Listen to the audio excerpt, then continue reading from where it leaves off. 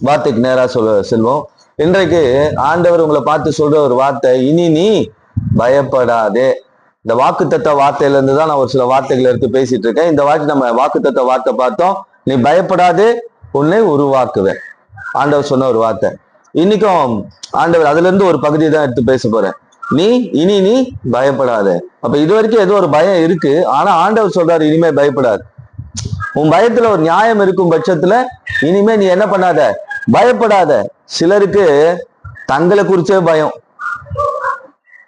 சிலருக்கு தங்களை குறித்தே பயம், சிலருக்கு வாழ்க்கை குறித்த பயம், வாழ்க்கை அதை குறித்த பயம், சிலருக்கு எதிர்காலத்தை குறித்த பயம் இருக்கா? சிலருக்கு வாழ்க்கையை குறித்த பயம், வாழ்க்கை என்னவாகுமோ. உங்க பயத்துல நியாயம் இருக்கும் பட்சத்துல கர்த்தர் சொல்ற ஒரு வார்த்தை, பயப்படாத. நீங்க தவறு செஞ்சுட்டு, மகா பெரிய கேடுகளை செஞ்சுட்டு, மோசமான காரியங்கள் எல்லாம் செஞ்சுட்டு வாழ்க்கை எப்படி பயப்படலாம்? அந்த பயத்துக்கு கடவுள் பொறுப்பு இல்லைங்க. அந்த பயத்துக்கு கடவுள் பொறுப்பு இல்லை. நான் செய்யறது எல்லா தவறையும் செஞ்சுட்டு வாழ்க்கையை குறித்து பயப்பட்டேன்னா அந்த வாழ்க்கையில அந்த பயத்துக்கு அந்த வார்த்தை பொருந்தாது, கடவுளுடைய வார்த்தை பொருந்தாது. அப்ப நீ இன்னைக்கு பயப்படாதேன்னு சொல்றாருன்னா, ஒரு சிலருக்கு தங்களை குறித்த பயம், சிலருக்கு வாழ்க்கையை குறித்த பயம், சிலருக்கு எதிர்காலத்தை குறித்த பயம், சிலருக்கு வியாதியை குறித்த பயம். இந்த வியாதி என்னமா பண்ணுமோ, இந்த வியாதி என்ன கேடுல கொண்டு போய் வைக்குமோ, இந்த பிரச்சனை இந்த உடம்புக்குள்ள நடக்கிற காரியங்கள் என்ன பண்ணுமோ. ஆனா நான் சொல்றேன், உங்க வியாதிக்கு நீங்களே காரணமா இருந்தா அதுக்கு ஒன்றும் பண்ண முடியாது. இந்த வியாதி தேவையில்லாத சரீரத்துக்குள்ள வந்துருச்சா, அது கடவுள் பார்த்துக்கோ. சிலருக்கு குடும்பத்தை குறித்த பயம். இன்னைக்கு எந்தெந்த பயம்லாம் இருக்கு, எந்தெந்த பயம்லாம் இருக்கு. என்னை குறித்தே பயம், வாழ்க்கையை குறித்தே பயம், எதிர்காலத்தை குறித்தே பயம், சரீரில் நடந்துகிட்டு இருக்கிற வியாதியை பார்த்தா பயம், குடும்பத்தை பார்த்தா பயம். வேதாகமத்திலேயே சில மனுஷங்க பயந்தாங்க. கடவுளுக்கு பயப்படக்கூடிய பயம் ஞானத்தையும் ஐஸ்வர்யத்தையும் ஆசீர்வாதத்தையும் கொண்டு வரும், சத்துருக்களை விளக்கும். இந்த இயேசுவுக்கு பயப்படக்கூடிய பயம் ஆசீர்வாதங்களை கொண்டு வரும். நமக்கு நாமே பயம் உண்டாக்கக்கூடிய காரியங்களை வாழ்க்கையில, குடும்பத்துல, சரீரத்துல உண்டு பண்ணிக்கிட்டா அந்த பயத்துக்கு ஆண்டவர் பொறுப்பெடுத்துக் கொள்ள முடியாது. அப்ப இன்னைக்கு எதை பார்த்து பயந்துட்டு இருக்கோம்? ஒரு காலகட்டத்துல தேவ பிள்ளைகளை பார்த்தா உலகம் பயந்தது, உலகமே பயந்தது. ஒரே ஒரு தானியலை பார்த்து அந்த தேசமே பயந்தது. ஒரே ஒரு யோசேப்பை பார்த்து அந்த தேசமே பயந்தது.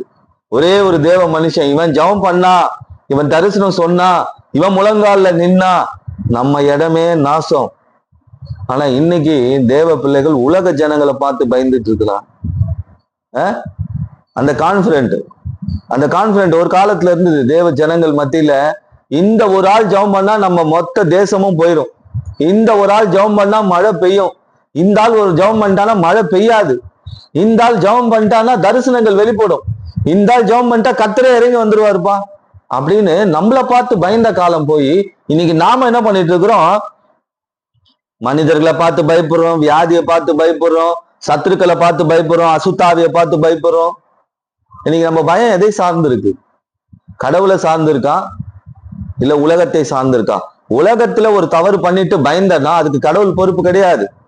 கடவுளுக்காக பயந்து உலகம் என்ன உபத்திரவத்துக்குள்ள கொண்டு போச்சுன்னா, உலகம் என்ன பயமுத்துச்சுன்னா அந்த கேரண்டி கடவுளுக்கு, அந்த கேரண்டி கடவுளுடையது. அப்ப இன்னைக்கு ஒரு சில காரியங்களை நம்ம தியானிப்போம். இந்த பயம் எப்படியெல்லாம் வருது? வேதாகமத்திலும் சில காரியங்களை பார்த்து பயந்த மனிதர்கள் உண்டு. எதையெல்லாம் பார்த்து பயந்தாங்க? நீங்கெல்லாம் உங்க குடும்பத்துல எதை பார்த்து பயந்துட்டு இருக்கிறீங்க அப்படின்றத குறித்து தான் இன்னைக்கு பார்க்க போறோம். சரி, நான் ஓவரலா ஒரு சில காரியங்களை சொல்றேன். எடுத்துக்கொள்ளும். அப்போஸ்தலர் நடபடிகள் 5ஆம் அதிகாரம் 26வது வசனம்.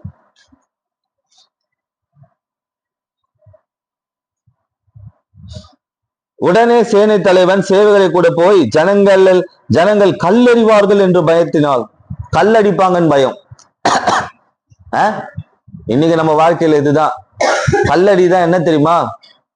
தேவையில்லாத குற்றச்சாட்டுகளை தூக்கி ஒரு மனுஷன் மேல, நல்ல மனுஷன் மேல போடுறது, கடவுளுக்கு பயப்படுற மனுஷன் மேல போடுறது, தேவையில்லாத குரல் சொல்றது, குழி வெட்டுறது, பின்னாடி பேசுறது, இதெல்லாம் தான் கல்லெறிதல்.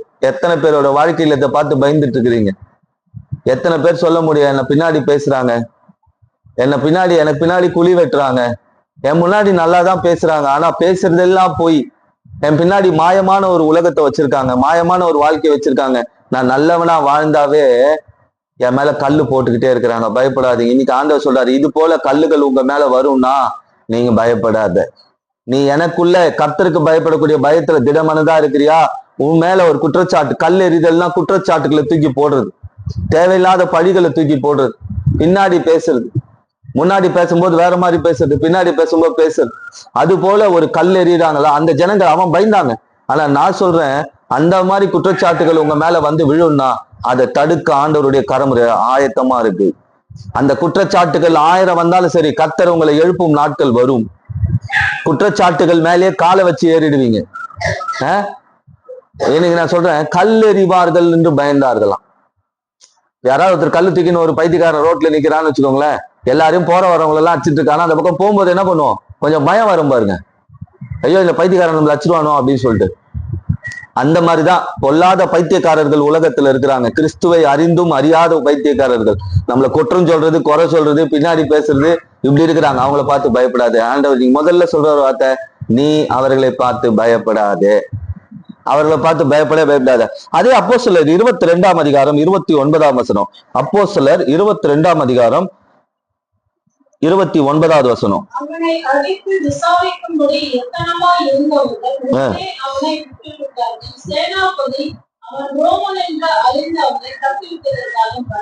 இங்க பாருங்க, ரோமன்னு நினைச்சு பயந்தாங்களாம். அப்படின்னா இங்க அதிகாரத்துக்கு பயப்படுறது, அதிகாரத்துக்கு, ரோமர்கள் அதிகாரம் உடையவர்கள், அவர்களை பார்த்து ஒரு பயம். இன்னைக்கு நமக்கு என்ன பயம்னா, இயேசு என் அதிகாரியா இருக்கிறார், அவருக்கு பயப்படும் பயம் என் குடும்பத்தை ஆசீர்வதிக்கும்ன்றதை விட்டுட்டு உலக மனிதர்களுக்கு பயப்படுறது. ஐயோ இன்னைக்கு நான் போலனா இவன் ஏதாவது செய்வான், இன்னைக்கு பண்ணலனா இது ஏதாவது நடக்கும் அப்படின்னு உலக மனிதர்களுக்கு பயப்படுறாங்க பாருங்க. அது குடும்பத்திற்குள்ள இருக்கட்டும், உலகத்துக்குள்ள இருக்கட்டும், வேலையில இருக்கட்டும். இப்போ ஒரு வேலைக்கு போவாங்க, அங்க போனோம்னு வச்சுக்கோங்களேன், இவன் கரெக்டா நியாயமா தான் இருப்பான். ஆனா பார்த்தோன்னு வச்சுக்கோங்களேன், அந்த ஓனருக்கோ அங்க இருக்கிற மேனேஜருக்கோ அநியாயத்துக்கு பயந்து நடுங்கிற மாதிரி ஒரு காரியம் இருக்கும்.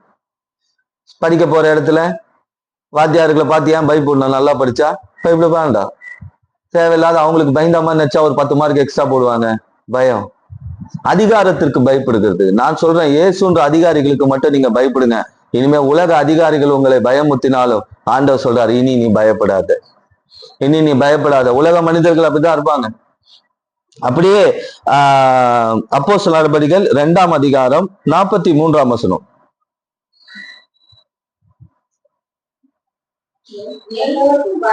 பாத்தீங்க, எல்லாரும் பைபிள் ஆரம்பிச்சிட்டாங்க. தேவ பிள்ளைகள் பாருங்க, இவங்களை பார்த்து பயந்த நாட்கள் போய் பழைய ஏற்பாட்டுல ஒரு தனிப்பட்ட ஒரு மனுஷனை பார்த்து பயப்படுறான். பார்வன் பயந்துட்டான் இல்ல, தனிப்பட்ட ஒரு மனுஷன் மோசேக்காக பயந்தான், தானியலுக்காக நேபுகாத் நேச்சர் பயந்தான், யோசேப்பை பார்த்து போத்திபார் வீடு மட்டும் இல்ல பார்வோனே பயந்துட்டான். ஆனா இங்க எல்லாரும் பயத்துக்குள்ள போயிட்டாங்க. என்ன பயம்? தேவையில்லாத குற்றச்சாட்டு வரும்போது பயம் வந்துருது, தேவையில்லாத பேச்சு வரும்போது பயம் வந்துருது, இவங்க என்ன பண்ணுவாங்களோ கொல்லுவாங்கன்னு நினைக்கும் போது பயம் வந்துருது, எதிர்காலத்தை நினைக்கும் போது பயம் வந்துருது, குடும்பத்தை நினைக்கும் போது பயம் வந்துருது, வியாதியை நினைக்கும் போது பயம் வந்துருது, அதே போல வாழ்க்கையை நினைக்கும் போது பயம் வந்துருது. நான் இன்னைக்கு சொல்றேன், நீங்க கர்த்தருடைய பார்வையில கர்த்தருக்கு பயப்படக்கூடிய பயத்தில் இருக்கும் பொழுது ஆண்டவர் சொல்ற ஒரு வார்த்தை, இனி நீ பயப்படாதே, இனி நீ பயப்படாத, வாழ்க்கை குறித்து பயப்படாத, எதிர்காலத்தை குறித்து பயப்படாத, வியாதியை குறித்து பயப்படாத, உன் சத்துருக்களை குறித்து பயப்படாத, உன்னை குறித்து பயப்படாத, உன் குடும்பத்தை குறித்து பயப்படாத. ஏன்னா ஆண்டவர் சொல்லி இருக்கிறாரு, நீ எனக்கு பயப்படக்கூடிய பயத்துல இருக்கும்போது நீ இனி பயப்படாதே, நீ இனி பயப்படாதே. சரி, இப்ப நான் வெறும் உங்களுக்கு வெறும் இன்ட்ரோடக்ஷன் தான் கொடுத்தேன், பயத்தின் அடிப்படையை தான் சொன்னேன். எதுக்கெல்லாம் பயந்தாங்க, இன்னைக்கு உங்களுக்குள்ள எப்படிப்பட்ட பயங்கள்லாம் இருக்கு அதை நான் இன்னும் கொஞ்சம் ஆழமா சொல்றேன். அதே அப்போஸ்தலர் நடபடிகள்ல 27ஆம் அதிகாரத்தை எடுத்துக்கொள்வோம். அப்போஸ்தலர் நடபடிகள் 27ஆம் அதிகாரம் 6-7 வசனங்கள்ல ஒரு கப்பல் பிரயாணம் போறாங்க. இத்தாலியாவுக்கு போகிற அலெக்சாந்திரியா பட்டணத்திற்கு கப்பலை 100க்கு அதிபதி அங்கே கண்டு எங்களை அதில் ஏற்றினான். காற்று எங்களை தடுத்தபடினால் நாங்கள் அநேக நாள் மெதுவாய் சென்று வருத்தத்தோடு கினித்து பட்டணத்திற்கு எதிரே வந்து சல்மோனோ ஊருக்கு எதிராய் கிரேக்கா தீவிலே ஒதுக்கிலே ஓடின். பாருங்க, கப்பல் பிரயாணத்துல போறாங்க ஒரு டீம். இப்ப நீங்க தான் கப்பல் டிரைவர், நீங்க தான் கப்பல் ஓனர்னு மனசுல வச்சுக்கோங்க. நீங்க தான் கப்பல் ஓனர், உங்க வாழ்க்கை தான் படகு. அதுல எல்லா குடும்பம், உறவு, உங்க ஐஸ்வர்யம், ஆஸ்தி, அந்தஸ்து எல்லாத்தையும் சுமந்துக்கிட்டு போறீங்க. வாழ்க்கை பிரயாணத்துல பிரயாணம் பண்றீங்க. அப்படி பிரயாணம் போயிட்டு இருக்கிறாங்க இந்த ஜனங்கள். 9-10 வசனங்களை, வெகு காலம் சென்று உபவாச நாள் கழித்து போனபடினாலே இனி கப்பல் யாத்திரை செய்கிறது மோசத்திற்கு ஏதுவாக இருக்கும் என்று பவுல் அவர்களை நோக்கி. இப்ப இங்க ஒரு ஊழியக்காரன் சொல்றான், எல்லாம் கரெக்டா தான் போறீங்க, இப்ப கொஞ்சம் நிதானமா இருக்கலாம். ஏன்னா ஏதோ ஒரு பிரச்சனை வரப்போகுது, ஏதோ ஒரு போராட்டம் உங்க வாழ்க்கையில வரப்போகுது, ஏதோ ஒரு சூழ்நிலையை கர்த்தர் எனக்கு சொல்றாரு. அப்படி சில நேரத்துல உங்க வாழ்க்கை பிரயாணத்துல இப்ப சர்ச்சுக்கு வந்திருக்கீங்களா, போட்டு சர்ச்சுக்கு வந்திருக்கு. இப்ப எல்லார் குடும்ப போட்டு எங்க வந்திருக்கு? ஆர்பருக்கு வந்திருக்கு. இதுதான் ஆர்பர். சில போட்டு ஆர்பருக்கே வரல, நடுக்கடல்ல நிக்குது. அது எப்போ சுனாமி அலையில கவுக்கப்படுமோ தெரியாது. கவுக்கப்படுமோ தெரியாது. ஏன் கரை வருது போட்டு? ஏன்னா இங்கதான் நங்கூரம் போட முடியும், இங்கதான் பாதுகாப்பு இருக்கு. இதுதான் நம்ம கரை சேருவாயான்னு ஏற்கனவே பேசினேன்னு. இப்ப அடுத்த அதுல இருந்து ஒரு தலைப்பு தான் இது. பாருங்க, இப்ப அவன் சொல்றான் வேண்டாம். இப்ப ஊழியக்காரர் சொல்றாரு வேண்டாம், இப்படி செய்யாதீங்க, இப்படி செஞ்சா பிரச்சனை வரும்.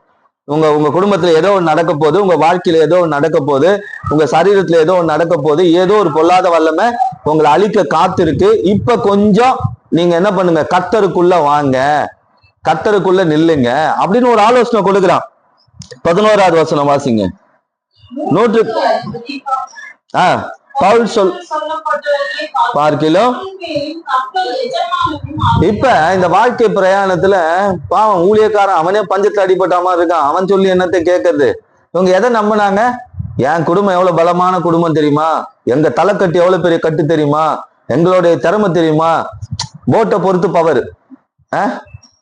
ஒரு மிடில் கிளாஸ்ல இருக்கிறவங்க சின்ன ஃபைபர் போட்டு, ஓரளவுக்கு நல்லா வசதியா இருக்கிறவங்க பெரிய லான்ச், அதை விட பெரிய வசதியா இருக்கிறவங்க பெரிய கப்பல் ஷிப்பு.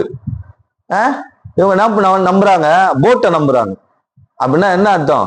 குடும்பத்துக்குள்ள இருக்கிற குடும்ப பிணைப்புகள், உறவுகளை நம்புறாங்க, பணத்தை நம்புறாங்க, அவங்க இருக்கிற வலிமை, தன் சொந்த பலத்தை நம்புறாங்க. அப்படிதான் இங்க போட்ல இருக்கிறவன் சொல்றான், ஊழியக்காரன் சொல்றான், வேணாப்பா, பிரச்சனை ஏதோ வரப்போகுது, குடும்பத்தை பத்திரமா பார்த்துக்கோ, உன் உடம்ப பத்திரமா பார்த்துக்கோ, உன் எதிர்காலத்தை பத்திரமா பார்த்துக்கோ, ஏதோ அழிவு வருது.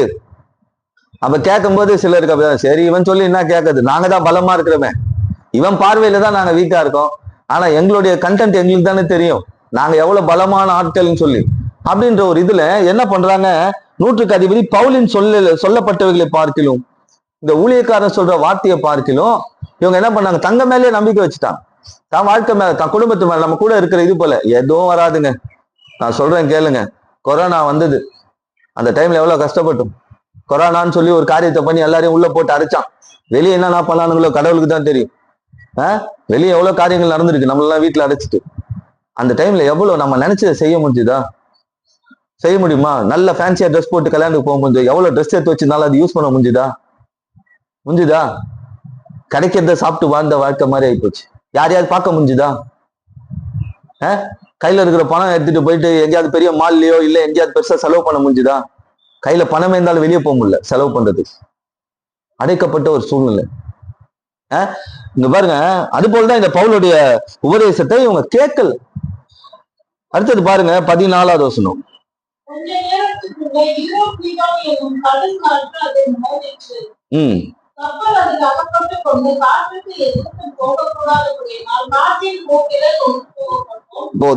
போதும். இப்ப பாருங்க, கொஞ்ச நேரத்துல இந்த ஊழியக்காரன் சொன்ன வம்பு வந்து நின்றுச்சு. ஊழியக்காரன் சொன்னா வரப்போது உஷாரா இருங்க.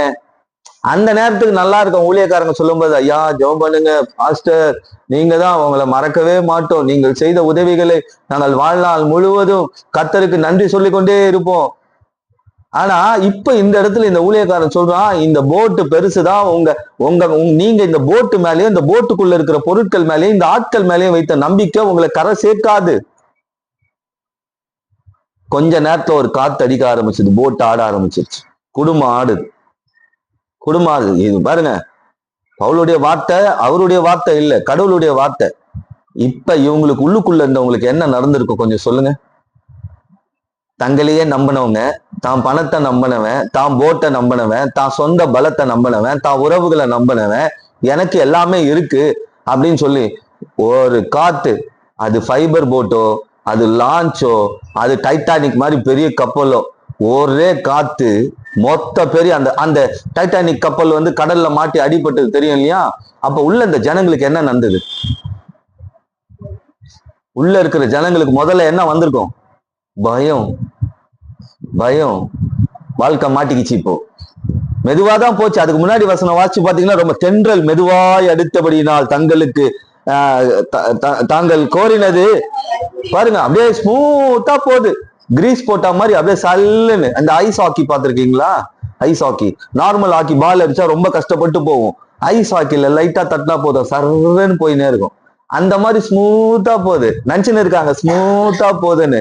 அடிக்க போது அடுத்தது ஒரு காத்து, பயங்கரமான காத்து. இது ஒரு மிகப்பெரிய கப்பலையே புரட்டி போட்டுரும். அப்படிப்பட்ட ஒரு காத்து வந்துருச்சு. குடும்பத்துக்குள்ள அப்படி ஒரு காத்து அனுமதிச்சிடாதீங்க. நான் சொல்றேன், கர்த்தருக்கு பயப்படக்கூடிய பயம் வந்ததுன்னா, புயல் வந்து நீ தண்ணீரை கடக்கும் போதும், நீ ஆறுகள் மேல போகும்போதும் உன் மேல அது பொருளாது. வாக்குத்தத்தம் போன வருஷம் பேசினேன், அதுல இருந்துதான் இது சில சப்ஜெக்ட் எடுத்திருக்கேன். இப்ப பயம் வந்துருச்சு உள்ளுக்குள்ள.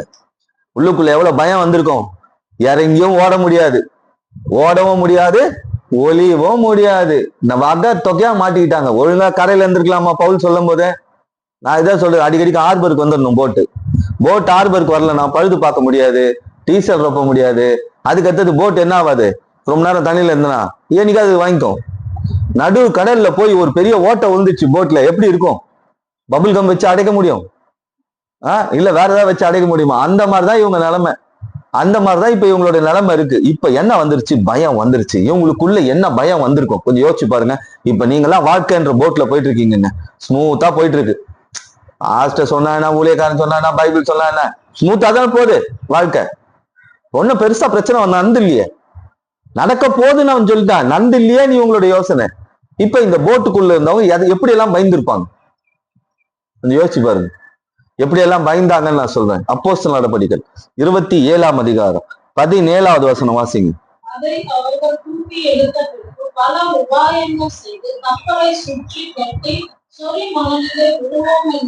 எங்க விழுவோன்னு பயந்தாங்களா? சொறி மணல்னா என்னது? மணலுக்கு சொறி பூச்சின்னு இருக்குன்னு அர்த்தமா? எதுல விழுவோம்னு பயந்தாங்களா? இப்ப வாழ்க்கை பிரயாணத்துல ஒரு ஆட்டம் கொடுக்குது. இப்ப ஒரு பயம் வருது, சொறி மணலிலே விழுவோம் என்று பயந்து. இந்த சொறி மணல் அப்படின்னா மணல் குவியல். அதாவது இந்த பாலைவனத்தை எல்லாம் பார்த்திருக்கீங்களா? அந்த மாதிரி ஒரு மணல் குவியல், குவியல் திட்டு கடல்ல. அதாவது எப்படி இன்னொன்னு சொல்லலாம், மலை போன்ற மண்ணுன்னு சொல்லலாம். இல்லை அதுல விழுந்தா அந்த மண் அப்படியே உள்ள இழுத்துருப்போம், புதை மணல்னு சொல்லலாம். இல்லைன்னா சரிந்து விழக்கூடிய மணல்னு சொல்லலாம். இன்னொன்னு, அதுல ஒருத்தர் விழுந்துட்டா அடுத்த பக்கம் யார் இருக்காங்கன்னு தெரியாது. அடுத்த பக்கம் யார் இருக்காங்கன்னு தெரியாது.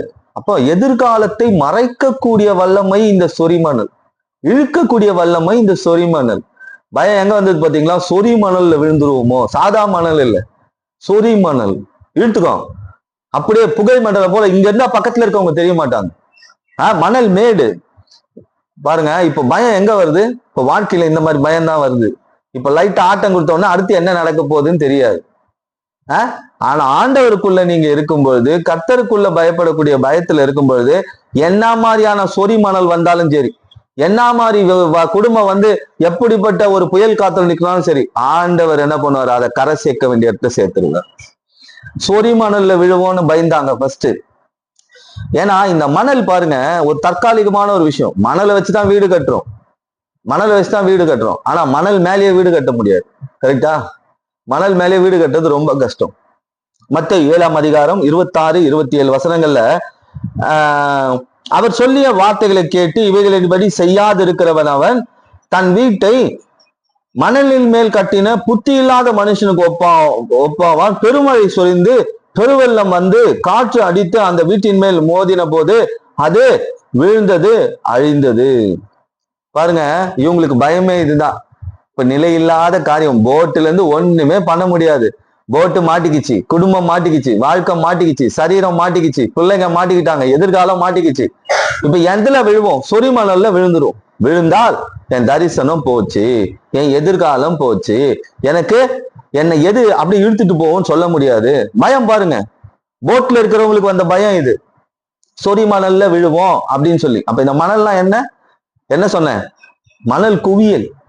அதாவது சொல்லவே முடியாத அளவுக்கு அதுல விழுந்துட்டா பக்கத்துல இருக்கவங்க கிட்டயும் போக முடியாது, அதுல ஏறவும் முடியாது, ஏறினா உள்ள இழுக்கும். அப்படிப்பட்ட ஒரு காரியம். இப்ப எத்தனை பேருக்கு இப்படி ஒரு பயம் இருக்கு? என் வாழ்க்கை இப்படி விழுந்துருமோ, என் குடும்பம் இப்படி விழுந்துருமோ, என் எதிர்காலம் இப்படி விழுந்துருமோ, என் சரீரம் இப்படி விழுந்துருமோ, என் பொருளாதார ரீதியான காரியங்கள் இப்படி விழுந்துருமோ. விழக்கூடாதுன்னா ஃபர்ஸ்டே என்ன பண்ணும்? ஆண்டவர் எச்சரிப்பின் வார்த்தைகளை கொடுக்கும் போதே நாம கேட்டு தெரிஞ்சுக்கணும். நான் கர்த்தருக்கு பயப்படக்கூடிய பயத்துல இருக்கிறேன், நான் என் இயேசுவை துக்கப்படுத்த மாட்டேன், எங்க ஊழியக்காரங்க கொடுக்கிற வார்த்தைகள் தரிசனம் நிறைந்த வார்த்தைகளா இருக்கு, அது நிச்சயமா என் வாழ்க்கையில நிறைவேறும்ன்ற நம்பிக்கையும் விசுவாசமும் இருக்கணும். இந்த ஜனங்களுக்கு என்ன இல்லை? போட்டு மேல நம்பிக்கை, குடும்பத்து மேல நம்பிக்கை, உறவுகள் மேல நம்பிக்கை, பணத்து மேல நம்பிக்கை. ஆனா ஒரு நாள் பாருங்க, இந்த கொரோனா வந்த போது எல்லாமே தெரிஞ்சிருக்கும். இந்த கொரோனா டைம்ல ஒரு சொந்தக்காரங்களும் வீட்டுக்கு வர மாட்டாங்க. சொந்தக்காரங்களே வந்தாலும் அவ்வளவு தூரத்துல நின்று பேசுவாங்க. அதுதான் உதாரணம். இப்ப பாருங்க, கடைசி வரைக்கும் நமக்கு கூட இருக்கிறது கடவுளுடைய வார்த்தை தான், இயேசு மட்டும்தான். அப்ப கூட பாருங்க, இவங்களுக்கு சொரிமல்ல. பவுல் என்ன சொன்னா, பா இன்னும் சொன்னியப்பா, இந்த பிரச்சனை வந்துச்சுன்னா அவன்கிட்ட தீர்வுக்கு போல. இவங்களே யோசிக்கிறாங்க, சொரிமணல்ல விழுந்துருவோமோ அப்படின்ற ஒரு யோசனை. இப்ப இன்னைக்கு அந்த மாதிரி நிலைமையில இருந்தேன்னா ஆண்டவர்கிட்ட ஒப்பு கொடுங்க. ஆண்டவரே, நான் சொரிமணல்ல விழ மாட்டேன். இப்ப ஏதோ என் குடும்பத்துல ஏதோ ஒரு ஆட்டம் இருக்கு, ஏதோ ஒரு போராட்டம் இருக்கு, ஆனா இன்னைக்கு நான் ஆண்டவரே உங்க கையில என் வாழ்க்கையை ஒப்பு கொடுத்துறேன், குடும்பத்தை ஒப்பு கொடுத்துறேன், என் பொருளாதார இதான காரியங்களை ஒப்பு கொடுத்துறேன், இன்னைக்கு ஆண்டவர்ல ஒப்பு கொடுத்துரு. அப்ப ஒப்பு கொடுத்தோம்னா நாம போய் கரை சேர்ந்துடலாம், பயப்படவே வேண்டாம். இனி நீ பயப்படாதன்ற வார்த்தையை நான் சந்தோஷமா வீட்டுக்கு எடுத்துட்டு போலாம். இப்ப ரெண்டாவது எதுக்கு பயந்தாங்க? ரெண்டாவது என்ன காரியத்திற்கு பயந்தார்கள்? அதே 27ஆம் அதிகாரம் 26வது வசனத்தை வாசிப்போம். அடுத்த பயம் பாருங்க, தீவுல விழுவோன்ற பயம். எங்கேயா தீவுல விழுந்துருமோ? ஃபர்ஸ்ட் எங்க விழுந்தாங்க? விழுவன் பயந்தாங்க, சொரிமணல். ரெண்டாவது எதுல விழுவோன்னு பயப்படுறாங்க, பயம் வந்துச்சு, தீவுல. இந்த தீவு எதை காமிக்குதுன்னா, 4 பக்கமும் அடைக்கப்பட்ட ஒரு சூழ்நிலை. 4 பக்கமும் அடைக்கப்பட்ட ஒரு சூழ்நிலை. இப்படியும் போக முடியாது, அப்படியும் போக முடியாது, இப்படியும் போக முடியாது, அப்படியும் போக முடியாது. இப்ப இந்தியாலாம் எடுத்தீங்கன்னா 3 பங்கு தண்ணி, ஒரு பக்கம் ஃபுல்லா நிலப்பரப்பு. அங்க அப்படி கிடையாது, 4 பக்கமும் என்ன இருக்கு? தண்ணி இருக்கு. எல்லா பக்கமும் பிரச்சனை சூழ்ந்து இருக்கு. அப்படின்னா என்ன அர்த்தம்? எல்லா பக்கமும் பிரச்சனை, 4 பக்கமும் பிரச்சனைங்க என்னவாங்களே, அதுதான் 4 பக்கமும் பிரச்சனை. அடுத்த பயம் என்ன பயம்? பிரச்சனையில விழுந்துருவோமோ, 4 பக்கமும் மாட்டிப்போம். இப்பயாவது கையில போட் இருக்கு, அந்த தீவுக்கு போயிட்டா என்ன கிடையாது? ஒண்ணுமே கிடையாது, அவ்வளவுதான். காட்டுவாசி மாதிரிதான், மோக்லி மாதிரி அப்படியே மரத்துக்கு தாய் வாழ்ந்து வேண்டித்தான். 4 பக்கமும் அடைக்கப்பட்ட ஒரு வாழ்க்கை. டார்ஜார் மாதிரி அப்படியே காட்டுக்கு இதை போச்சுன்னு கொஞ்சம் யோசிச்சு பாருங்களேன். 4 பக்கம் அடைக்கப்பட்டுருச்சுங்க. இப்ப இந்த தீவுன்னு வச்சுக்கோங்க, இங்க இருந்துட்டீங்க, எந்த பக்கமும் போக முடியாத அளவுக்கு டோர் எல்லாம் சீல் பண்ணியாச்சு. என்ன பண்ணுவீங்க? எதிர்காலம் எப்படி இருக்கும்? அது மட்டும் இல்ல, எப்ப கடல் விழுங்கும்னு தெரியாது, அது வேற பிரச்சனை இருக்கு. சுனாமி வந்ததுன்னா எவ்வளவு பட்டணங்கள் உள்ள போயிடுச்சு பாருங்க. தனுஷ்கோடி இதெல்லாம் இதெல்லாம் உள்ள போயிடுச்சு, கடலுக்குள்ள போயிடுச்சு. ராமேஸ்வரத்துல பாதி கடலுக்குள்ள போயிடுச்சு. பல கிராமங்கள் கடலுக்குள்ள போயிடுச்சு. அது போல தீவு எப்ப வேணா கடலுக்குள்ள முழுகும். இப்ப எத்தனை பேரோட வாழ்க்கை அப்படி இருக்கு? எப்ப மூழ்குமோ தெரியாது, எப்ப சுத்தி வளைக்குமோ தெரியாது. இப்ப என்ன போட்ல இருக்கேன், குடும்பத்துக்குள்ள இருக்கேன், எப்ப விழுவேன்னு தெரியல. சொரிமணலா இல்லைன்னா தீவுல விழுவனா? எல்லா பக்கமும் அடைக்கப்பட்ட ஒரு சூழ்நிலை. அப்படின்னா என்னன்னா, எல்லா வாசலும் அடைச்சிருச்சு. எத்தனை பேருக்கு இப்படி ஒரு பயம் இருக்கு? குடும்பத்தை குறித்து, எதிர்காலத்தை குறித்து. சரீரம் அடைக்கப்பட்டிருக்கு, குடும்பத்துல சில சூழ்நிலைகள் அடைக்கப்பட்டிருக்கு, பொருளாதாரத்தின் ஆசீர்வாதங்கள் அடைக்கப்பட்டிருக்கு, நெருக்கடி அடைக்கப்பட்டிருக்கு. எத்தனை பேரோட வாழ்க்கையில இப்படி இருக்குது சொல்ல முடியும்? ஆனா ஆண்டவர் இந்த சூழ்நிலை தான் சொன்னாரு, நீ பயப்படாது, நீ பயப்படாது. அப்ப இன்னைக்கு அந்த சூழ்நிலை இருக்குன்னா நம்ம குடும்பத்தை ஆண்டவர் கையில ஒப்பு கொடுத்தோம். ஆண்டவரே, இந்த சூழ்நிலையை என்னால ஜெயிக்க முடியாது, ஆனா நீங்க நினைச்சா ஜெயிக்க முடியும். நான் உங்களுக்கு உண்மையா இருக்கும்போது ஆண்டவர் எல்லா சூழ்நிலையிலும் நம்மளோட யுத்தம் பண்ணி நம்மளோட இருந்து நமக்காக யுத்தம் பண்ணுவார் சொல்ல முடியாது. நமக்கு சில சூழ்நிலைகளை அனுமதிச்சும் பார்ப்பார், சில சூழ்நிலைகளை நம்ம வாழ்க்கையில அனுமதிச்சும் பாக்குறாரு, சில சூழ்நிலைகளை நாம எப்படி ஃபேஸ் பண்றோம்னு பாக்குறாரு. இப்ப இவங்களுக்கு இதெல்லாம் ஆண்டவருக்கு தெரியாதா நடக்கும்னு? இந்த போட்டு மாட்டோன்னு ஏற்கனவே சொல்லிட்டாரு. மாட்டுனா இவங்க எதுக்கெல்லாம் பயப்படுவாங்கன்னு ஆண்டவருக்கு தெரியாதா? இப்ப பாருங்க, ரெண்டாவது பயம் எதுல வந்துருச்சு? தீவுல விழுவோன்ற பயம் வந்துருச்சு. சரி, அடுத்து இன்னொரு காரியத்தை சொல்றேன், மூன்றாவது காரியத்தை அதே அப்போஸ்தலர் நடபடிகள் 27ஆம் அதிகாரம் 28, 29 வசனங்களை வாசிப்போம்.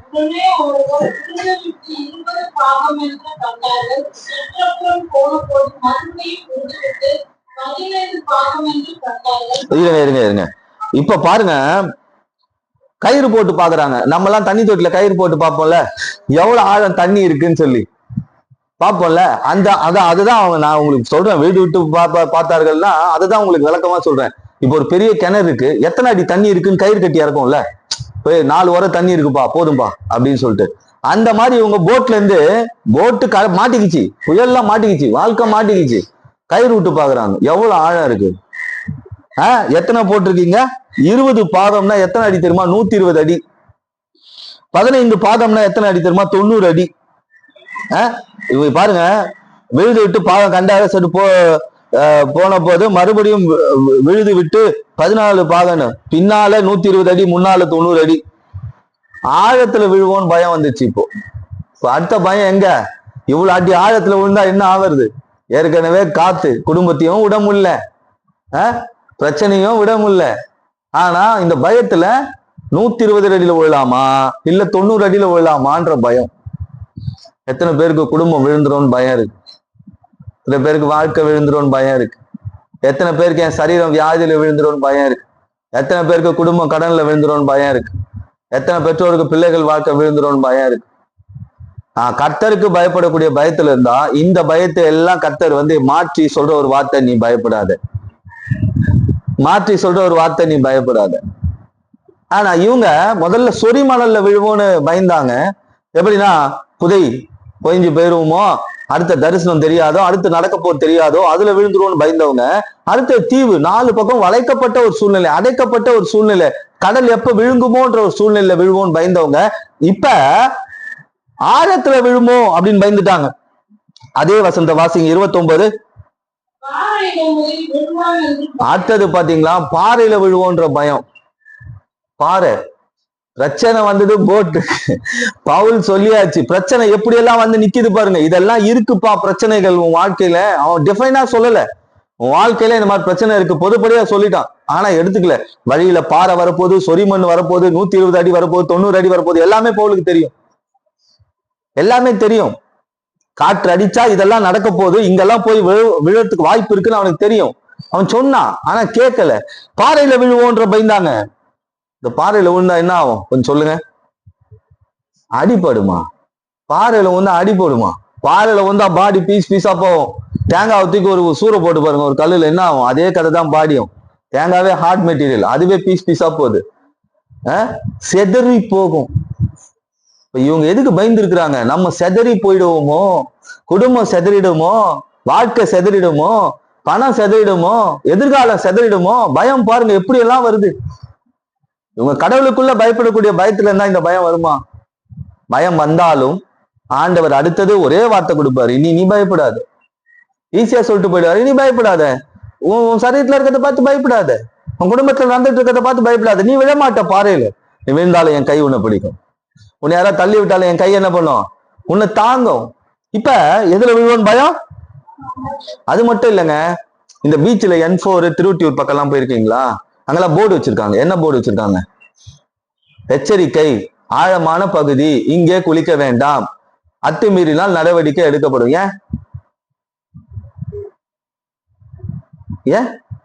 ஏன்னா அந்த இடத்துல குளிச்சா அந்த உடம்ப என்ன பண்ணும்? தண்ணி கொண்டு போய் பாறையோட இடுக்குல என்ன பண்ணிடும்? அழுத்திடும். எத்தனையோ பேரோட பாடி இந்த பாறை இடுக்குல மாட்டிக்கிச்சுன்னு கேள்விப்பட்டிருக்கீங்களா? இந்த N4ல திருவொற்றியூர்ல அடிக்கடி செய்தி வரும். இந்த மாதிரி குளிக்க போனாங்க, பசங்க காணவில்லை, பாறை இடுக்கில் மாட்டி மரணம். ஏன்னா இந்த கடல் தண்ணியோட விஷயம் என்னன்னா, மேலோட்டமா இருக்கும், அடித்தண்ணியில ரோலிங் இருந்துகிட்டே இருக்கும். எப்படி? ஒரு சுழற்சி இருந்துகிட்டே இருக்குமா. அதனாலதான் எவ்வளவு பெரிய, இப்ப நம்ம மீனவர்கள் பாக்குறோம், அவங்களுக்கு தெரியாத நீச்சலாங்க, படகு கழுந்து 20 மீனவர்கள் உயிர் பலி. ஏன்னா கடலுடைய மேல் மட்டம் இல்ல, அடிமட்டம் என்ன பண்ணும்? உழந்துகிட்டே இருக்குமா, ஒரு சுழற்சி இருந்துகிட்டே இருக்குமா. அதுல எப்படிப்பட்ட நீச்சல் வீரர் மாட்டினாலும் வாஷிங் மிஷின்ல மாட்டின துணி கதை தான், சும்மா சொயிட்டி எடுத்துட்டு அடியில போடும். அது போலதான் பாறையில விழுகிறவங்க அந்த தண்ணி என்ன பண்ணும்? சொல்லிட்டு கொண்டு போய் எங்கேயாவது சொருவிடும். சிக்கிக் கொள்கிற காரியம், சிக்கிக் கொள்கிற காரியம். இப்ப எத்தனை பேரோட குடும்பம் எப்படி இருக்கு, எத்தனை பேரோட வாழ்க்கை எப்படி இருக்கு, நீங்க தான் சொல்லணும். பயம். இப்ப பாருங்க பயம் எப்படி எல்லாம் இருக்கு பாத்தீங்களா. போட்ல ஆரம்பத்திலேயே இவங்க இந்த கடவுளுடைய வார்த்தையை கேட்டு, இந்த ஊழியக்காரன் சொன்ன வார்த்தையை கேட்டிருந்தா இந்த பயம் வந்திருக்குமா? எதுல விழுவோம் பயந்தார்கள்? முதல்ல ஊழியக்காரன் சொல்றான், என்ன சொன்னா, வேண்டாம், இந்த பிரயாணம் உங்கள் வாழ்க்கையில ஒரு பெரிய சேதத்தை கொண்டு வரும்.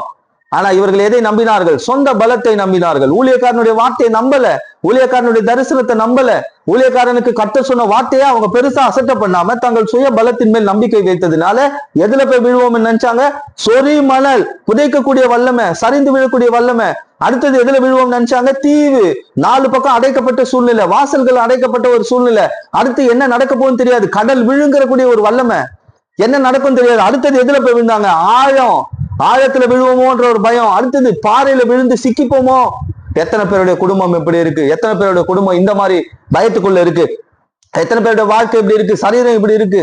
ஆனா இன்னைக்கு ஆண்டவர் சொல்றாரு, இன்னைக்கு இந்த சூழ்நிலையில இந்த வார்த்தையை கேட்டுட்டு இருந்தீங்கன்னா நீங்க ஆண்டவர்கிட்ட ஒப்பு கொடுங்க. ஆண்டவர் சொல்ற ஒரு வார்த்தை, இனி நீ பயப்படாத, இனி நீ சொரிமணல பார்த்து பயப்படாத, இனிமே நீ உன் வாழ்க்கையில இருக்கிற தீவை பார்த்து பயப்படாத, தனிமைப்படுத்தப்பட்ட வாழ்க்கையை பார்த்து பயப்படாத, அதே போல இந்த ஆழத்துல விழுவோம், பாறையில விழுவோம், சிக்கிப்போம், பயப்படாத. ஆண்டவர்கிட்ட ஒப்பு கொடு. தரிசனத்தை நம்பணும். ஃபர்ஸ்ட் எதை நம்பணும்? கர்த்தருடைய தரிசனமான வார்த்தைகளை நம்பணும். இல்லைன்னா இந்த பயம் ஆட்டோமேட்டிக்கா வந்துடும். இப்ப இதே மாதிரி ஒரு சூழ்நிலைய இயேசுவின் காலத்தில் நடந்தது. இயேசுவின் காலத்துல இதே போல ஒரு சூழ்நிலை, ஜனங்களுக்கு பயம். மத்தேயு எழுதின சுவிசேஷம் 8ஆம் அதிகாரம், மத்தேயு 8ஆம் அதிகாரம் 24வது வசனம் வாசிங்க. படவு அலைகளினால் மூடத்தக்கதாய் கடலில் பெருங்காற்று உண்டாயிற்றோ, அவரோ நித்திரையா இருந்தா. பாருங்க, இயேசு போட்ல தான் இருக்கிறார். இப்போ அந்த போட்ல இயேசு இல்ல, இயேசுவின் பிரதிநிதி இருந்தான். கடலுடைய வார்த்தை இருந்தது. அப்போஸ்தலர் நடவடிக்கைகள்ல கடலுடைய பிரதிநிதி ஊழியக்காரர் இருந்தான். வாழ்க்கையில நீங்க நிறைய பேர் ஊழியக்காரங்களுக்கு இடம் கொடுத்துருக்குறாங்க, ஆனா ஸ்தானத்தை தான் கொடுக்கல. அதான் பிரச்சனை. பவுல் வாழ்க்கையில தான் இருந்தான், எல்லாருடைய வாழ்க்கையில இருந்தான். அந்த படகுன்றது விசுவாசிகளுடைய வாழ்க்கை, எல்லாருடைய வாழ்க்கையில ஊழியக்காரர்களுடைய ஐடென்டிபிகேஷன் இருக்கு. ஆனா சில நேரத்துல அவருடைய வார்த்தை எடுத்துக்கிறாங்க, சில நேரத்துல அவருடைய வார்த்தை எடுத்துக்கலாம். ஆனா இயேசுவின் காலத்துல பாருங்க, இயேசுவே போட்ல போயின்னு இருக்காரு, நல்ல போட்டு போயின்னு இருக்காரு. பெரிய காற்று உண்டாச்சு, ஆனா அவர் தூங்கிட்டு இருக்காரு. அவர் என்ன பண்ணிட்டு இருக்காரு? அங்கேயாவது பவுல் எச்சரிப்பின் வார்த்தையை கொடுத்தான், டே காத்து வரப்போ. இவர் எதுவுமே சொல்லல, இவர் என்ன பண்ணல, எதுவுமே சொல்ல, நல்லா தூங்கிட்டு இருக்காரு. அப்பொழுது அவருடைய சீஷர்கள் வந்து அவரை எழுப்பி, ஆண்டவரே எங்களை ரட்சியும், மடிந்து போகிறோம் என்றார்கள். இவங்களுக்கு ஒரு புத்தி, எவ்வளவு புத்தி பாருங்க. கூட இயேசு இருக்கிறாரு, செத்த அவரு தானே சாவணும், செத்த அவரு தானே சாவணும். நாங்கள் மடிந்து போகிறோம், நீங்க சாவத்தை பத்தி எங்களுக்கு கவலை கிடையாது. எப்படி தூங்கிட்டு இருக்கிற நீங்க வந்து கரை சேர்ந்தாலும் சரி, செத்தாலும் சரி, நாங்கள் சாகுறோம், நாங்க சாக போகிறோம். அடுத்த வசனம், அதற்கு அவர், அற்ப விசுவாசிகளை ஏன் பயப்படுகிறீர்கள்? ஏய், போட்ல நான் இருக்கும்போது நீங்க ஏன்டா பயப்படுறீங்க? நீங்க ஏன் பயப்படுறீங்க? போட்ல நான் இருக்கேன், உங்களுக்கு ஏன் பயம்? சொல்லாரு. சொன்ன உடனே என்று சொல்லி எழுந்து காற்றையும் கடலையும் அதட்டினார். உடனே மிகுந்த அமைதல் உண்டாயிற்று. இப்ப பாருங்க, ஆண்டவர் ஏஞ்சி காற்றையும் கடலையும் அதட்டி சரி பண்ணிட்டார். ஆனா இதே சூழ்நிலைய மறுபடியுமா பவுலுடைய காலத்துல நடக்குது. ஆனா அங்க இயேசுக்கே இந்த நிலைமை, இயேசு இந்த நிலைமை. அங்க பவுலுடைய காலத்துல பவுல் எவ்வளோ பாவம் சொல்லியிருப்பான். டேய், சும்மா இருந்தவன போட்ல ஏத்திட்டு என் கையில உங்க வாழ்க்கையை கொடுத்தா மாதிரி ஆயிப்போச்சு. எனக்கு வந்து என் உயிர் போறதை பத்தி கவலை கிடையாது, ஆனா நீங்க எல்லாம் போய் சாவ போறீங்கடா இந்த காத்துல மாட்டிக்கிட்டுன்னு சொன்னா கேட்கல யாருமே. கடைசியில இந்த கடல் பயணம் அவங்களுக்கு எதையெல்லாம் கொண்டு வந்துருச்சு? பயத்தை கொண்டு வந்துருச்சு. மணல்ல விழுவோம், தீவுல விழுவோம், ஆழத்துல விழுவோம், பாறையில விழுவோம் அப்படின்ற பயத்தை கொண்டு வந்துருச்சு. அதற்கு ஆண்டவரே அற்ப விஷயம். இங்கதான் விஷயம். இப்ப விசுவாசிகள், நீங்க கர்த்தருக்கு பயப்படக்கூடிய பயத்துல உறுதியா இருக்கும் பொழுது, எனக்கு இயேசுதான் எல்லாம் அப்படின்னும் போது நான் கர்த்தருடைய வார்த்தையை கேட்கிறேன், ஒவ்வொரு பிரசங்கத்தையும் வச்சு ஜபிக்கிறேன். இந்த பிரசங்கம் எனக்காக சொல்லப்பட்டிருக்கு, அது கடுமையா இருந்தாலும் சரி, அது ஆசீர்வாதமா இருந்தாலும் சரி, எனக்கான வார்த்தைகள் நம்ம எடுத்துக்கொள்ளும் பொழுது என் வாழ்க்கையில எப்படிப்பட்ட காற்று வந்தாலும் சரி, எப்படி நம்மளை விழத்தள்ளுற காரியங்கள் வந்தாலும் சரி, அது சொறி மணல் போல உங்களை அமிழ்த்தக்கூடிய காரியங்கள் வந்தாலும் சரி, உங்களை தனிமைப்படுத்தக்கூடிய ஒரு சூழ்நிலை வந்தாலும் சரி, உங்களை ஆழத்தில் தள்ளிடுமோன்ற பயம் வந்தாலும் சரி, நீங்க செதறி போயிடுமோ என் குடும்ப வாழ்க்கைன்ற பயம் வந்தாலும் சரி, ஆண்டவர் சொல்ற வார்த்தை, இனி நீ பயப்படாத, நீ என் வார்த்தைக்குள்ள இருக்கும்போது, என் பிரசங்கத்தை கேட்டு அதற்குள்ள உன்னுடைய வாழ்க்கையும் குடும்பத்தையும் ஒப்பு கொடுக்கும்போது, இனி நீ பயப்படாத. இனி நீ என்ன பண்ணாத? பயப்படாத. ஏசு இருக்கும்போது சரி, இன்னொரு வசனத்தை கூட வாசிப்போம். மத்தேயு 14ஆம் அதிகாரம் 30வது வசனம். மத்தேயு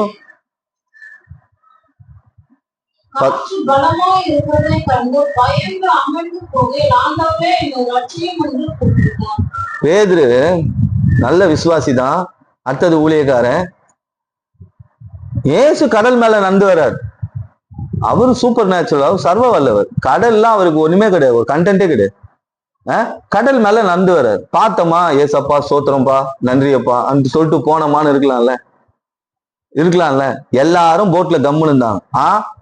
நீங்க ஏசுனா என்னையும் போட்ல நடக்க வைங்க பாக்கலாம், அப்படியே தண்ணியில நடக்க வைங்க பாக்கலான்ட்டான். என்ன சொல்லிட்டா? இப்ப கேட்கலாமா? இது ரொம்ப அதிக பிரசிங்க வேலை இல்ல இது. ஏசு வந்து நடந்து வராரு தண்ணி மேல. பார்த்தோமா, அப்பா அவேசம்னு சொல்லி, ஏசப்பா சோத்திரம்பா, நன்றியப்பா, தண்ணி மேலே உங்க பவர் இருக்குன்றதை நீ தெரிஞ்சுக்கிட்டோம்ப்பா அப்படின்னு சொல்லி சோத்திரம் பண்ணி அப்படியே 2 நிமிஷம் ஜெபம் பண்ணிட்டு, ஆண்டவரே அப்படின்னு சொல்லிட்டு விட்டு போயிடணும். சார் என்ன கேக்குறாரு? நீங்களா? நான் தான் ஏசுன்னாரு. அப்படின்னா என்ன நடக்க வைங்க பாக்கலான்ட்டான். உனக்கு ஒரு கிளாஸ் வைக்கிறேன்டா இதுல. ஏசு நடக்கும்போது காத்து பலமா இல்ல, பேதுரு நடக்கும்போது காத்து பலமாயிடுச்சு. நல்லா கவனிச்சு பாருங்க. அவர் நடக்கும்போது அப்படியே மெதுவா பொறுமையா அப்படியே தென்றல் மாதிரி நடந்து வர்றாரு. நான் நடக்க ஆசைப்படுறேன், வா உனக்கு இன்னைக்கு கிளாஸ் எடுக்கிறேன் பாரு. கடல் மேல கிளாஸ். கடல் மேலே பைபிள் இன்ஸ்டிடியூட் அவனுக்கு. பாருங்க, காற்று பலமா இருக்கிறதை கண்டு. அப்படின்னா ஏசு நடக்கும்போது அந்த பிரச்சனை இல்லை, இவன் நடக்கும்போது பலமா இருக்கிறதை கண்டு அமிழ்ந்து போகையில் ஆண்டவரே என்னை ரட்சியும் என்று கூப்பிட்டான். இப்படி ஒரு பிரகஸ்பதி. இப்படிதான் பவுல் சொன்னானா, பிரச்சனை வரப்போதப்பா, பெரிய சூழ்நிலை இருக்கு, வேணாம் இந்த பிரயாணம் நமக்கு பிரச்சனையை உண்டு பண்ணும் அப்படின்னு சொல்லும் போதே ஓகே, நங்கூரத்தை போட்டோமா, ஸ்டிஃபன் செஞ்சு சாப்பிட்டோமா, ஸ்தோத்திரம் பண்ணி ஜெபம் பண்ணிட்டு பட்டுக்கணுமான்னு இருந்திருக்கணும். விசுவாச குடும்பங்களுக்கு கொடுக்குற ஆலோசனை இதுதான். பாருங்க, பிரச்சனைகளை பத்தி பேசிட்டு இருக்காதீங்க, பிரச்சனை தீர்க்கிற இயேசுவை தேடி வாங்க, உங்க பிரச்சனைகள் லேசா மாறிடும், உங்களுக்கு ஆண்டவர் தயவு உண்டு பண்ணுவார். எல்லாத்தையும் தெளிவா சொல்றோம். பரவாயில்ல, நீங்க சொன்னா சொல்லுங்க, ஞாயிற்றுக்கிழமை எனக்கு வேலை இருக்குங்க.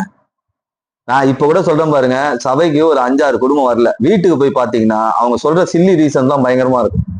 ஏதோ உடம்பு சரியில்லை, ஏதோ பலவீனம், இந்த மாதிரி சூழ்நிலை அப்படின்னா அது வேற விஷயம். அதுக்கப்புறம் அவங்க சொல்ற ரீசன் எல்லாம் பார்த்தோம்னு ரொம்ப காமெடியா இருக்கும், அது கடவுளையே கோவப்படுத்துற மாதிரி இருக்கும். அப்படிதான் இவன் பண்ணிட்டான். பரவாயில்ல, நடக்க வைங்க பார்க்கலாம் அப்படின்ட்டு. வா, அமிழ்ந்து போகையில் அவன் சொன்ன ஆண்டவர் ரட்சியமே. உடனே இயேசு கையை நீட்டி அவனை பிடித்து, அற்ப விசுவாசியை ஏன் சந்தேகப்பட்டாய்?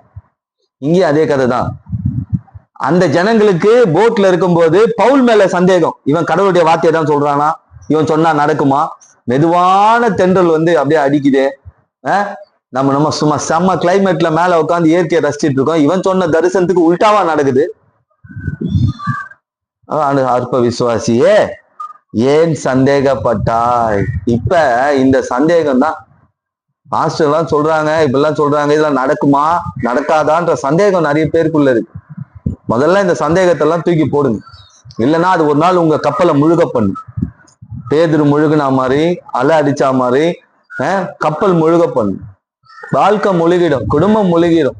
இன்னைக்கு ஏசு என் போட்ல இருக்கிறார். எத்தனை பேர் சொல்ல முடியும்? என் வாழ்க்கைக்குள்ள ஏசு இருக்கிறார், என் பிள்ளைங்க மத்தியில ஏசு இருக்கிறார். என் பிள்ளைங்க ஏசுக்குள்ள இருக்கிறாங்களோ, என் கம்பெனி ஏசுக்குள்ள இருக்குதோ, அவர் வேற ஏதோ இதுக்குள்ள இருக்கிறார், ஆனா நான் போனா ஏசு அங்க இருக்கிறார். சொல்ல முடியாதுல்ல. இப்ப டிபிஎல் கம்பெனில வேலை செய்யறாரு, டிபிஎல் கம்பெனில ஏசு இருக்கிறாரா? ஏசு இருக்க மாட்டார். ஆனா நான் போனா ஏசு அங்க வந்துருவாரு. நான் போனா ஏசு என் கூட வந்து, நான் உன்னோட கூட இருப்பேன், உன்னோட வாக்கு தத்துவம் பேசியிருக்கோம். அப்படின்னா நம்ம போற இடத்துக்கு அங்க வந்து நிப்பாரு. அப்ப இந்த படகு பிரயாணத்துல இவங்க எதெல்லாம் பார்த்து பயந்தாங்க? ஃபர்ஸ்ட் சோரிமானல், அடுத்தது தீவு, அடுத்தது ஆழம், அடுத்தது பாறை. இவ்வளவு விஷயத்த பார்த்து பயப்படுறாங்க. நம்மளை பார்த்து இதெல்லாம் பயப்படணும். பாறையை அகண்டு போ, மலையே அகண்டு போன்னு ஏசு சொன்னாரு. அந்த பாறை எம்மாத்திரம் சொல்லுங்க. ஏசு சொன்னார், நீ கடுகளை விசுவாசித்து மலையே கல்லுண்டு சமுத்திரத்துல போனா சமுத்திரத்துல இருக்க மர கரைக்கு வந்துடும். ஆனா இவங்களுக்கு என்ன இல்லை? விசுவாசம் இல்லை. சரி, இப்ப மறுபடியும் அதே சப்ஜெக்டுக்கு வரும், எடுப்போம். அப்போஸ்தலர் நடபடிகள் 27ஆம் அதிகாரம் என்ன செய்தார்கள்? அப்போஸ்தலர் நடபடிகள் 27ஆம் அதிகாரம் 32வது வசனம்.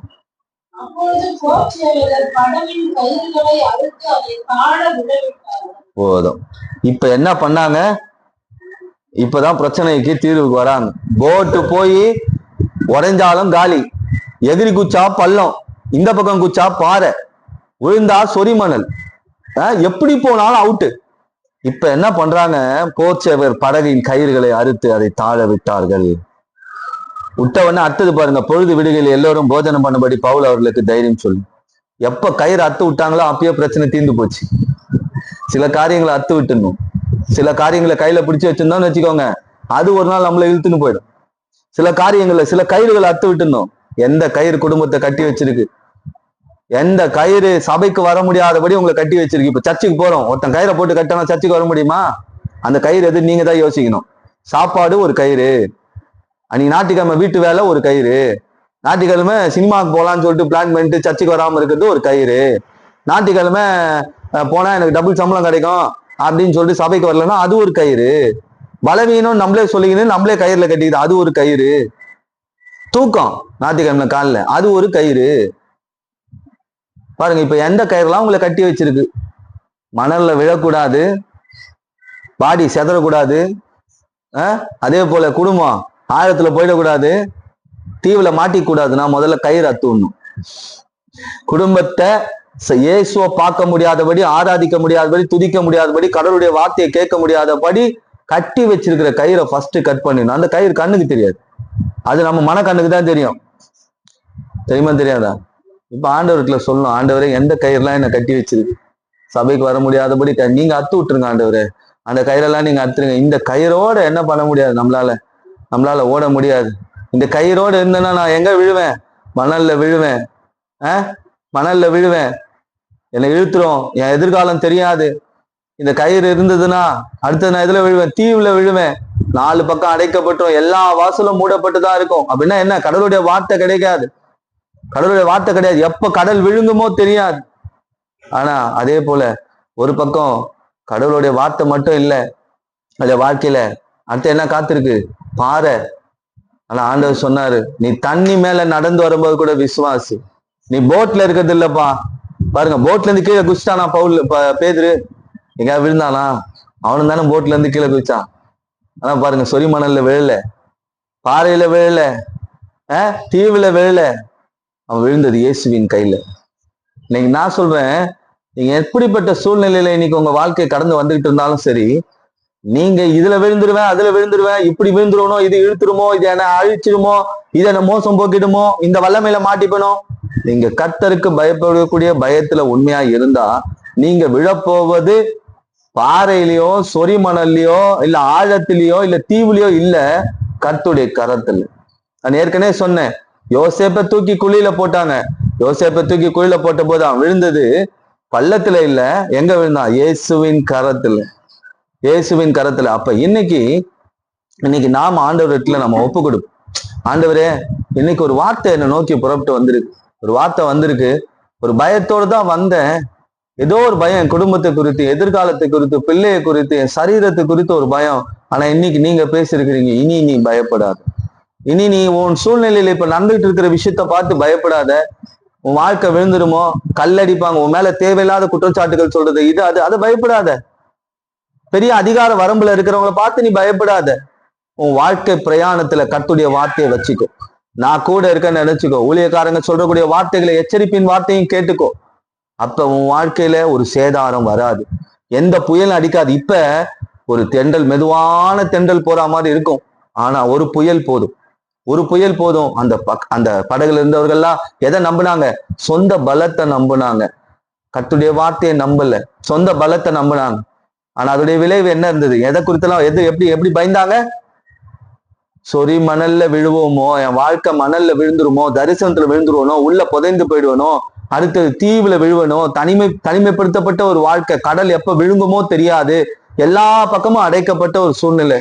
அடுத்தது ஆழத்துல விழுவேனோ, அடுத்தது பாறையில போய் விழுந்து சிக்கி கொள்வேனோ, ஆனா இன்னைக்கு ஆண்டவர் சொன்னார், அறுத்து விட வேண்டிய காரியங்களை அறுத்து விட்டு, நீ சபைக்கு வர முடியாதபடி, கடவுளுடைய வார்த்தையை கேட்க முடியாதபடி, ஜெபிக்க முடியாதபடி, வேத வசனத்தை தியானிக்க முடியாதபடி எதெல்லாம் தடையா இருக்கோ அதையெல்லாம் உன் வாழ்க்கையில இருந்து அறுத்து விட்டு விட்டனா உன் வாழ்க்கையில என்ன நடக்கும்? கரை சேர வேண்டிய இடத்துல சேர்ந்து. இப்ப ஒரு வசனத்தை வாசிப்போம். அப்போஸ்தலர் நடவடிக்கைகள் 27ஆம் அதிகாரம் 27, 24.